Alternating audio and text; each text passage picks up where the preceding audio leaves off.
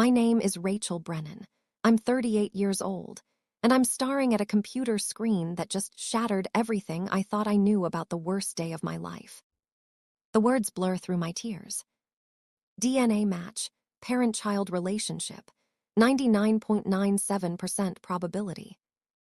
My hands are shaking so badly, I can barely scroll down.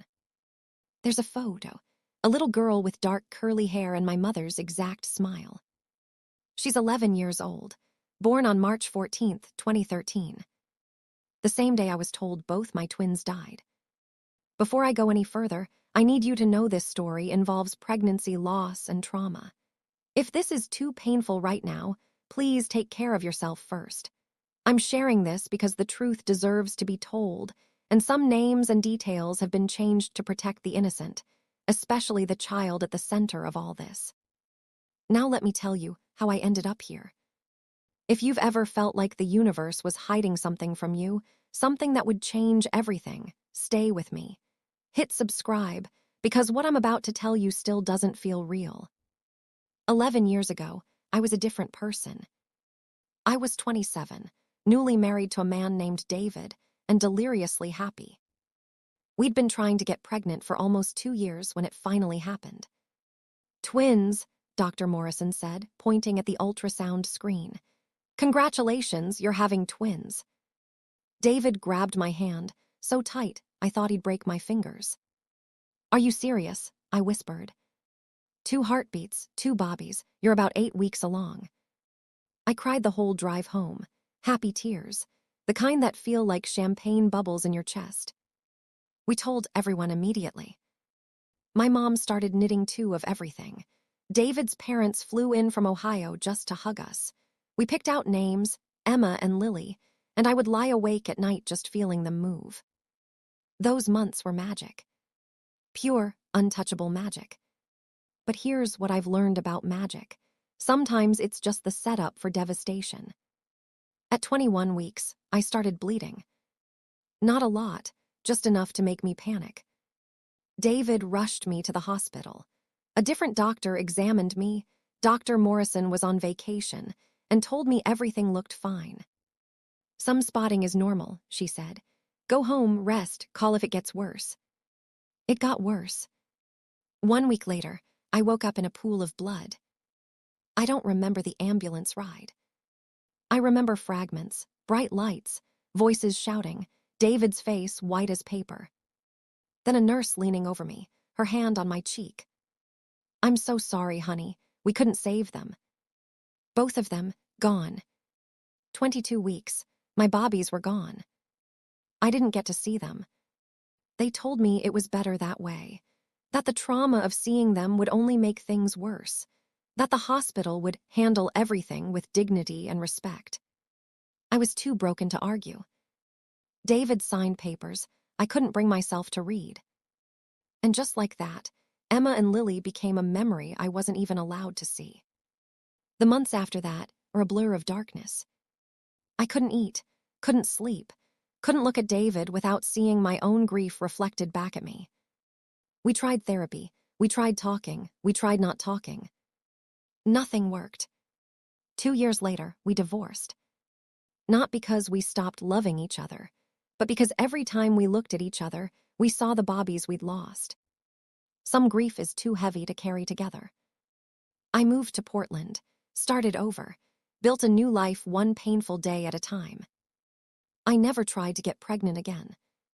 The doctors said I could, that what happened was likely a one-time tragedy.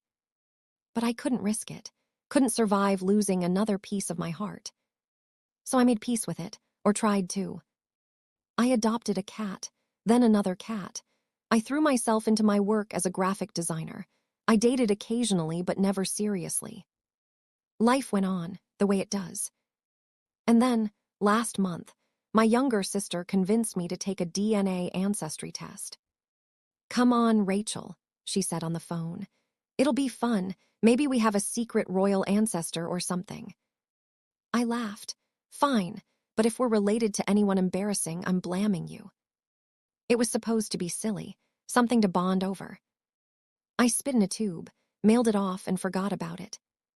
3 weeks later, I got an email. Your results are ready. I clicked the link, expecting percentages. Irish, German, maybe something surprising. Instead, I saw a notification that made my blood run cold. Close family match found. I stared at those words for a full minute. That's impossible, I thought. My only close family is my mom, my sister, and some cousins.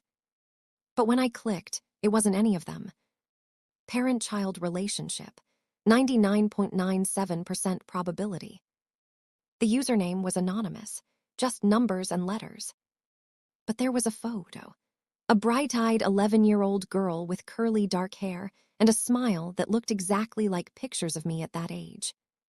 And when I checked her profile information, my heart stopped completely. Birth date, March 14th, 2013. The same day I lost my twins. Birth location, Portland, Oregon. The city where my bobbies died. I sat there for an hour, not moving. This had to be a mistake, a glitch in the system, some kind of cruel coincidence. But that face, that smile. She looked like me. She looked like my mother. She looked like the daughter I'd imagined 1,000 times in my darkest moments. How was this possible? I barely slept that night. By morning, I'd convinced myself it was an error. DNA tests make mistakes. It happens all the time. But I couldn't let it go. I sent a message through the ancestry site, kept it simple. Hi, I noticed we matched as close relatives. I'd love to learn more about your family history. Would you be willing to connect? I didn't expect a response. 3 days later, I got one. Hi, this is actually Sarah, Mia's mom. Mia is my daughter. She did the test for a school project.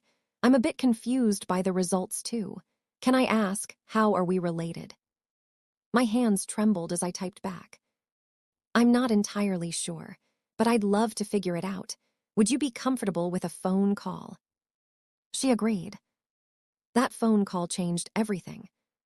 Sarah sounded kind, warm, a little nervous. This is strange, right? She said. The site says you're her biological parent, but that doesn't make sense. I adopted Mia as a newborn. I nearly dropped the phone. Adopted? Yes, through a private agency here in Portland. She was born premature but otherwise healthy. We've had her since she was 3 days old. My mind was racing. When exactly was she born? March 14th, 2013. She was early, about 22 weeks, they said. It was touch and go for a while, but she's a fighter. I couldn't breathe. 22 weeks. March 14th. Portland. Sarah, I whispered, I need to ask you something, and I need you to be completely honest with me. Okay. What do you know about Mia's birth parents? There was a long pause. Not much. The agency told us the birth mother was young and couldn't care for her. No father in the picture. That's all they'd say. But that wasn't true. I wasn't young. I wasn't single. I didn't give anyone up for adoption. I was told my bobbies died. Sarah, I said, my voice cracking, I think Mia might be my daughter. I think something terrible happened 11 years ago, and I think we were both lied to. The silence on the other end lasted forever. What do you mean? She finally asked. I told her everything. The twins, the bleeding, the hospital, being told both bobbies were gone, the papers David signed, the fact that I never saw my daughter's bodies. By the time I finished, we were both crying. Oh my God, Sarah whispered. Oh my God, Rachel, what are you saying? I don't know yet, but I need to find out. That night, I started digging. I requested my medical records from the hospital. It took 3 weeks and multiple phone calls, but eventually they arrived. What I found made my stomach turn. The records were incomplete. There were pages missing, entire sections that should have documented what happened to my bobbies after delivery. I called the hospital's records department. I'm sorry, the woman said. These records are over 10 years old. Some documents may have been lost or misfiled. Lost? These are my medical records, my children's records. I understand your frustration, ma'am, but there's nothing else I can provide. I hung up and screamed into a pillow. Something was very, very wrong. I hired a private investigator. His name was Marcus, and he'd worked cases involving missing children before. "This is unusual," he said after reviewing everything, "but not impossible. There have been cases, rare ones, where hospitals or individuals have falsified death records." "Why would anyone do that?" He looked at me with sad eyes. "Money, desperation, sometimes just opportunity." Over the next 2 months, Marcus dug into everything. The hospital, the adoption agency Sarah used, the staff who were working the night I lost my Bobbies. And slowly, a horrifying picture emerged. The adoption agency Sarah used had been shut down 7 years ago. Fraud, falsified documents, coerced birth mothers. The woman who ran it, a woman named Denise Wheeler, had served time but was now out. And here's what made my blood run cold. Denise Wheeler had a sister who worked as a nurse at the same hospital where I delivered. A nurse who was on shift the night my twins were born. I felt like I was falling. Marcus tracked down former employees of the agency. One of them agreed to talk. "I always felt sick about what we did," she said. "Denise would find Bobbies, vulnerable situations, and make them disappear into adoptions. The birth parents never knew." "How is that possible?" "Premature Bobbies," she said quietly. "Complicated deliveries. Situations where the parents were too traumatized or sedated to ask questions. If one twin died and one survived, sometimes she'd say both died. It was easier that way." I thought I might throw up. "Are you saying she did this to me?" "I can't say for certain, but your situation fits the pattern. One baby survived. One of my daughters lived. And someone stole her from me while I was unconscious and grieving." The lowest point came 3 weeks later. Marcus had confirmed everything. One of my twins, we believe it was Emma based on medical notes, had died in utero. But the other, Lily, had been born alive, premature, struggling, but alive. The nurse, Denise's sister, had marked both Bobbies as deceased. Then she'd handed my living daughter to her sister, who'd sold her to an adoption agency, who'd placed her with Sarah and her husband. My daughter had been alive this whole time. 11 years, birthdays, first days of school, scraped knees and bedtime stories. All of it stolen from me. I locked myself in my apartment for 3 days. I didn't eat, barely drank water, just sat in the dark, cycling between rage and grief. How could this happen? How could the system fail so completely? How could someone look at a terrified new mother and steal her child? I thought about giving up. Not on life, I want to be clear about that, but on the fight, on the truth, on ever finding justice. Maybe it was too late. Maybe too much time had passed. Maybe I should just let Mia live her life and disappear back into my own pain. But then I thought about her face. That smile, my mother's smile. And I realized I couldn't walk away. Not for me, for her. She deserved to know where she came from. I called a lawyer. Her name was Angela, and she specialized in cases involving adoption fraud. "This is one of the worst cases I've seen," she said after reviewing Marcus's findings. "But we have enough to move forward." "What happens now?" "We file criminal charges against the nurse and anyone else involved. We petition for DNA confirmation through the court, and then we figure out custody." Custody. That word hit me like a truck. "I don't want to take her from Sarah," I said quickly. "Sarah is her mother. She raised her, loved her. None of this is Sarah's fault." Angela nodded.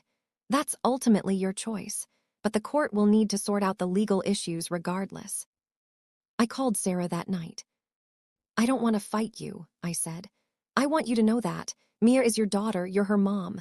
Nothing will change that." Sarah was crying.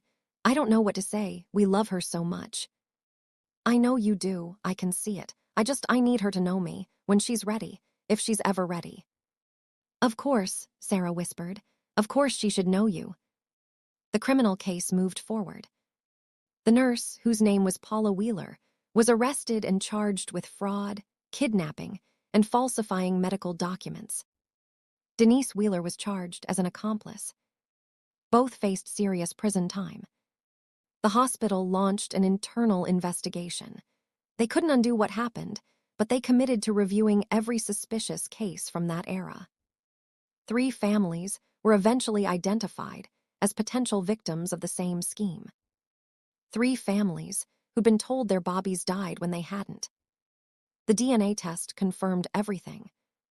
Mia was my biological daughter. Lily, the name I'd given her before she was even born. When the judge read the results in court, I broke down completely. 11 years of grief, 11 years of emptiness, and she'd been alive the whole time. Sarah held my hand through the entire hearing. We'd become friends by then, an unlikely, impossible friendship forged in the strangest of circumstances. She didn't have to be kind to me. She could have fought, could have seen me as a threat. Instead, she saw me as what I was, a mother who'd lost everything and found a miracle. Meeting Mia was the hardest and most beautiful moment of my life. Sarah prepared her first, explained, in age-appropriate terms, what had happened. That her birth mother hadn't given her away, that something bad had happened, and now that birth mother wanted to meet her. Mia was curious, nervous, excited. We met at a park, neutral ground. She walked up to me with a serious expression. "So you're my other mom." I couldn't speak, just nodded. "Cool," she said. "I like your hair." And then she hugged me. I held my daughter for the first time in 11 years. She smelled like strawberry shampoo and sunshine. And something inside me that had been broken for so long finally started to heal. Recovery isn't linear. I've learned that the hard way. I see a therapist every week. So does Mia, so does Sarah. We're all processing this in our own ways. There are hard days, days when the anger at what was stolen from us feels unbearable. But there are good days, too. Days when Mia sends me silly text messages. Days when she comes to my apartment and we bake cookies together. Days when she calls me Rachel Mom and laughs at her own joke. We're building something new. Not what we should have had. That was taken from us forever. But something beautiful anyway. Paula Wheeler was sentenced to 15 years in prison. Her sister Denise got 12. The judge called their actions a profound betrayal of the most vulnerable among us. It wasn't enough. Nothing could ever be enough. But it was justice, as much as the system could provide. And here's what I want you to take from this story. Trust your instincts. If something feels wrong, investigate. Don't let grief silence the questions that deserve answers. Fight for the truth, even when it's terrifying. And know that miracles can hide in the darkest places. I thought I lost both my daughters 11 years ago. I did lose Emma. That grief will never fully heal. But Lily came back to me, in the most impossible way. Some stories don't have happy endings. This one does, different than I imagined, complicated, messy. But happy. I'm a mother again. And no one can ever take that from me. Thank you for listening to my story. If it moved you, please like and subscribe. It helps more people hear stories like mine. And I have one question for you. If you could go back and uncover one truth from your past, what would it be? Tell me in the comments. I read every single one.